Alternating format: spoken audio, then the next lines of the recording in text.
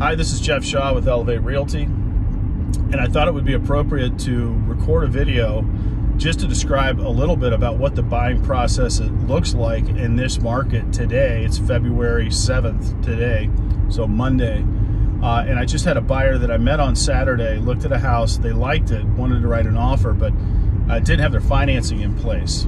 So in this market, things are so competitive that a house that's really good is going to get multiple offers and it's going to sell very quickly. Oftentimes they have an offer deadline that they've announced before the listings even live or even showings are started. So my point is, I want to give you a little bit of the lay of the land just so you're prepared when you go into it, regardless of who you use as a realtor.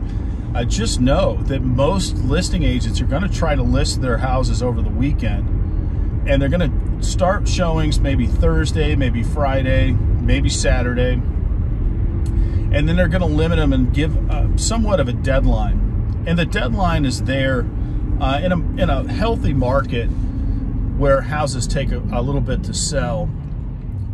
And when you get a multiple offer situation, you'll announce a deadline for everybody to bring their highest and best offer. In this market, because there's so few houses available, they just automatically pre-assume, in a lot of cases, they're going to presume is the word I'm looking for. But in a lot of cases, they're going to just go ahead and figure that they're going to get multiple offers, or at least cross your fingers and hope. And they'll put that deadline in the agent remarks. So you won't see them in the marketing remarks that are on every website, but the agent only remarks has the information about that deadline. And it'll say something to the effect of all offers due Monday at noon with an acceptance deadline of Monday at 10. And that means that they want the offers, they're going to start reviewing the offers at 2 o'clock, and then they're going to let everybody know whether their offer was accepted before 10 o'clock that night. It varies, it's very different. And just so you know, that's set up by the listing agent. A seller can take an offer anytime. So just because they've decided that they're going to have an offer deadline, if they get an offer they like on Saturday and the offer deadline's Monday, the seller can take that offer.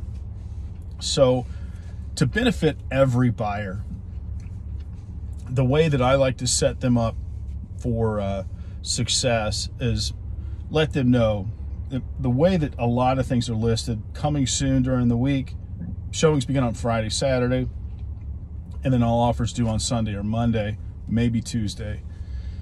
That's what the expectation is. So we need to get in as quickly as possible. So we want to get into the house as quickly as possible. Then when we start talking about offers, I play this like a sport. It's a sport I play every day, and every house is a different game and has a different game plan.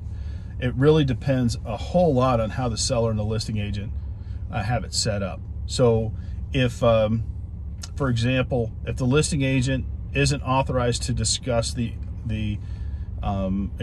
individual offers that come in with other agents, then you may not know. You may not hear back if your offer just misses by a little bit.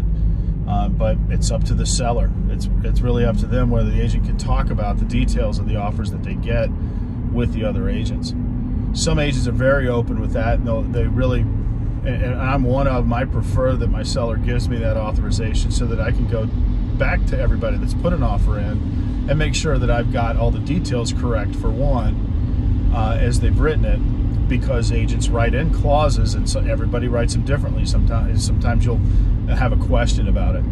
So I like to be able to go back and get the details to make sure that I'm understanding them correctly, and then make sure that they've given me their best offer.